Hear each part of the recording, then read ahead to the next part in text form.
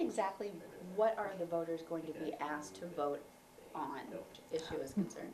When voters go into the voting booth on Tuesday, they have the opportunity to help the town look at their current form of government, whether they are happy with it, want to make changes, and there's a process to it. And the first process is to elect a charter commission, which consists of 9 people, and there will also be a question if the townspeople want to institute the Charter Commission to look at a new form of town government.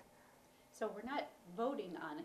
Some people are confused. Correct. Too. We are We're not voting on the change of government. We're voting right. on whether to look into it. Correct. We are voting to establish a commission to look into the different forms of government. Currently in East Longmeadow, we do not have a charter, a town charter. Many towns in the Commonwealth operate by general bylaws only, but a lot in recent years have changed to a town charter. So we're going to look at that. We looked at it about 10 years ago, and the town voted it down. It's been a 10-year period, and a group of concerned citizens felt it was time to reassess and take a look at our current form. Speaking of that, 10 years ago, it failed. What has changed in the last 10 years which has led to this renewed interest in looking at a different way to go? Right. I think if you look at your own life, think about the pace of your life has changed. The complexities of your life has changed. The same holds for any business or town government. We've also in this town had some bumps in the road. We've had some select board members who've resigned early, which inhibits the ease to conduct business. You can't really do business in town with only 2 people sitting on a board. We've also had a scandal occur in the Board of Selectmen, and a lot of people felt that really damaged the reputation of the town, and it's been difficult to recover from that. In addition, anyone who's been involved on most any level in the town government realize there's a tremendous dysfunctionality. It is very, it's done in factions. Each department is their own fiefdom.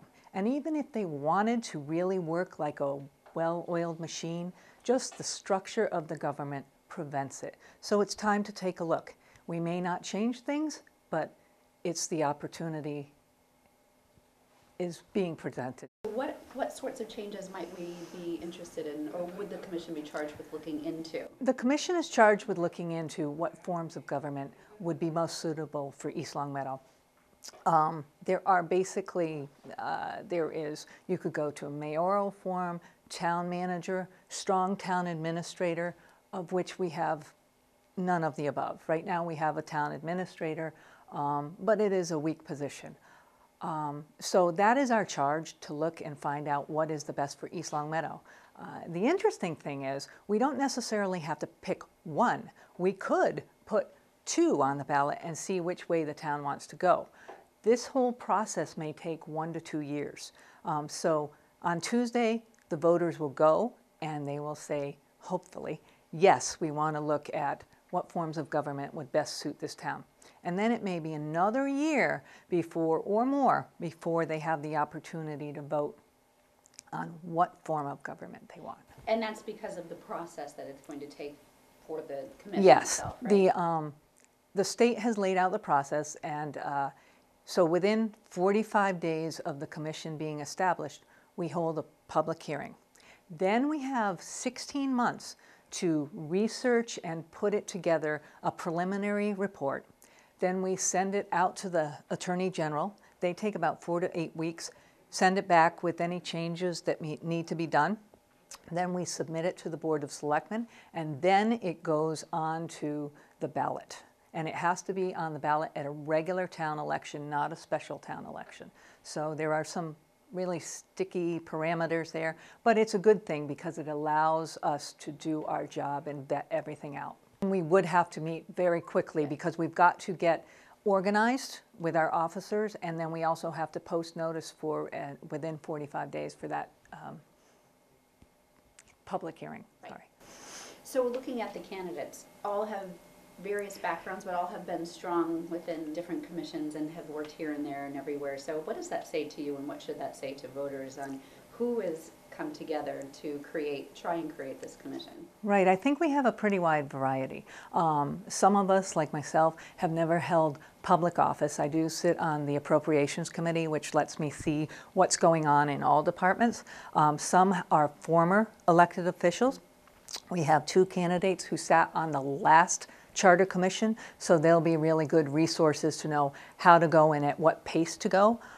We have others who sit on current elected boards, and some others who are just interested citizens as well. So we're very well-grounded and well-rounded people. And I've spoken to several of them, and it looks like everyone wants to roll up their sleeves and really do the due diligence that needs to be done.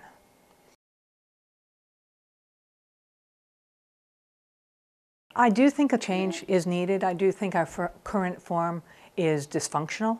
I would like to see a form in which we can be more efficient and have better teamwork, better communication, and stabilize that tax rate. I won't say that this will make our expenses go down. However, if we're more efficient and we work better as a team, I think we're all swimming to the same shore. We're going to get there, and I think the taxpayer deserves better from what we have. I think we've got good people. However, the restrictions under which they have to work really prevents us from doing our best, and we need to do better.